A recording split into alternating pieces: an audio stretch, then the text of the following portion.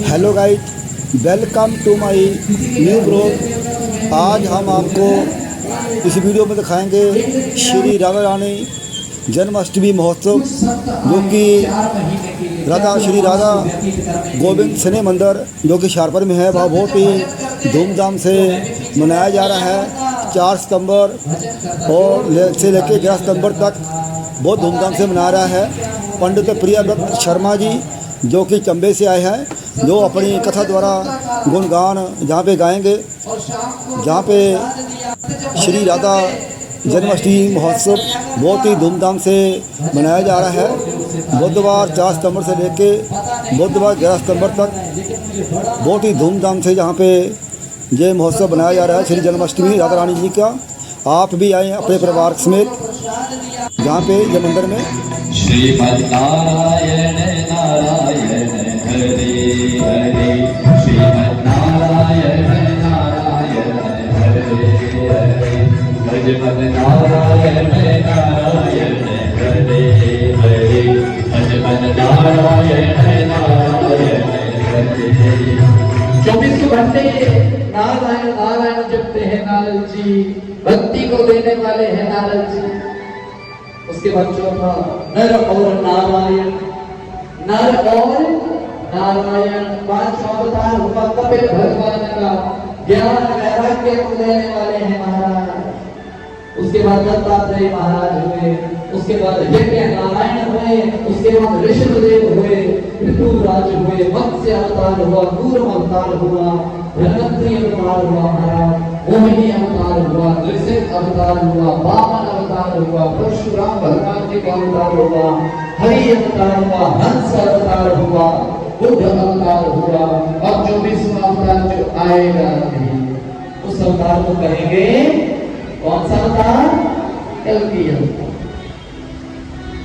सफेद घोड़े पर विराजमान होकर आएंगे, तलवार हाथ में होगी उनके। गुरु राधे राधे।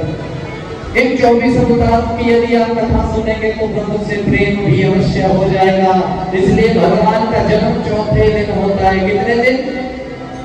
3 दिन आप एक अवतार की कथा सुनेंगे तो आपका दिल करेगा कि उसको देखने की इच्छा जब आपकी उजागर होगी तो उस दिन भगवान का प्रकट उत्सव होगा, वो आपके बीच में आ जाएंगे और सभी के हृदय में समा जाएंगे। उसके बाद हम क्या मनाएंगे?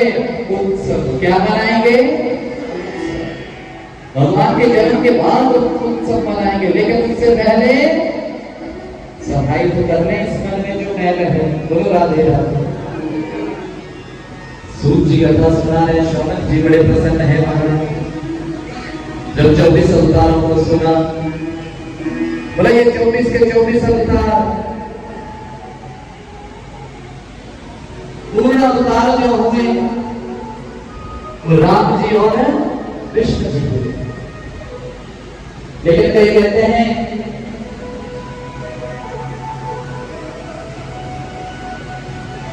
जो कृष्ण भगवान है और राम जी है, राम जी कितनी कला संपन्न? 12। और कृष्ण जी कितने? 16। लेकिन सब कहते हैं कि कृष्ण भी 16 कला संपूर्ण है। लेकिन ध्यान देना, राम जी भी 12 कला संपूर्ण है, वो भी संपूर्ण है। क्यों? क्योंकि एक सूर्यवंश है और एक चंद्रमा की कलाएं 16 होती हैं, सूर्य की कलाएं 12 होती हैं।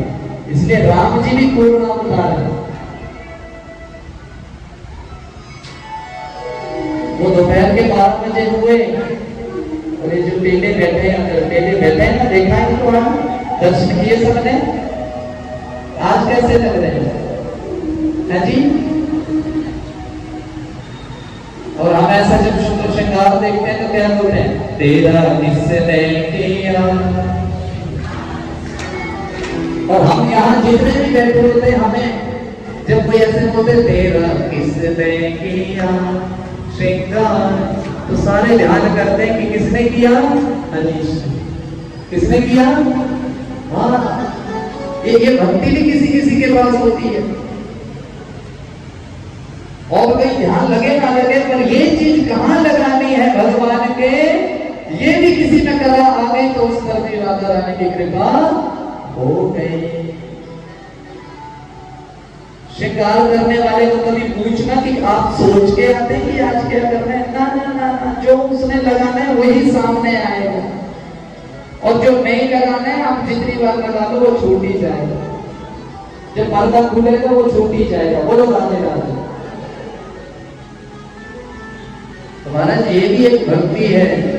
बोलो राधे राधे, जोर से बोले राधे राधे। इसलिए 24 अवतारों की कथा सुनेंगे तो प्रभु से प्रेम होगा। हरि व्यापक सर्वत्र समाना, सब कहते हैं कि सब प्रकार से हरि व्यापक है, कण कण में विराजमान है। ईशावास्य विदं सर्वं यत् किंचित् जगत्याम जगत, जगत के कण कण में भगवान विराजमान है। लेकिन आपकी आंख कैसी है, देखने वाली है भी कि नहीं है। हरि व्यापक सर्वत्र समाना, लेकिन अगली लाइन किसी ने नहीं पढ़ी। एक लाइन तो सबने पढ़ ली कि हरि व्यापक सर्वत्र समाना, अगली लाइन भी सुन लिया करो। अगली लाइन पता क्या है? प्रेम ते प्रकट होए मैं जाना। प्रेम तो करना पड़ेगा। प्रहलाद ने प्रेम किया तो खंबे से कौन निकले? नृसिंह भगवान निकले। और महाराज प्रहलाद ने, नामदेव ने प्रेम किया तो कुत्ता जब रोटी लेकर भागा तो घी की कोली पीछे लेकर भाग पड़े कि महाराज आपकी कृपा से घी है, घी लगा के खा लो। उसी समय उस कुत्ते में से ही प्रभु प्रकट हो गए, दर्शन दे दिए। ये प्रेम है। बस आपकी नजर कैसी है? बोलो राधे राधे। यही तो कथा है। 24 अवतारों की जो कथा है, किसी एक के साथ यदि आपकी ये सुध लग गई तो फिर आनंद ही आनंद है। बोलो राधे राधे। महाराज बड़े भाग मानुष तन पावा, सुर दुर्लभ सब ग्रंथ ही गावा। साधन धाम मोक्ष करी तुम्हारा, पाई नहीं परलोक समारा। महाराज बड़े भाग्य से हमें ये मनुष्य योनि मिली है, बड़े भाग्य से। और इस शरीर को मिलने के बाद भी यदि हम भगवान की कथा ना सुने, मैंने पहले कहा देवताओं को भी ये कथा सुलभ नहीं है। वो भी बड़ी इच्छा करते हैं कि हम भी कथा सुने, पर कैसे सुने? उनके नसीब इतने खराब हैं कि वो कथा नहीं सुन सकते। लेकिन सोचो हमारे नसीब कैसे हैं, कितने अच्छे हैं जो हम भगवान की क्या सुन रहे हैं, क्या सुन रहे हैं? बोलो राधे राधे। शौनक आदि ऋषि कहने लगे महाराज जिनकी ये कथा सुना रहे हैं, जिस ग्रंथ में ये कथा है, इस ग्रंथ को लिखने वाले भी तो होंगे कोई? बोला हाँ बिल्कुल है। बोला कौन? बोला व्यास जी। कौन? अच्छा महाराज उनके बारे में कुछ बताएंगे? तो व्यास जी का चरित्र बताने लगे। बोला महाराज चेदी देश के राजा हुए वसु,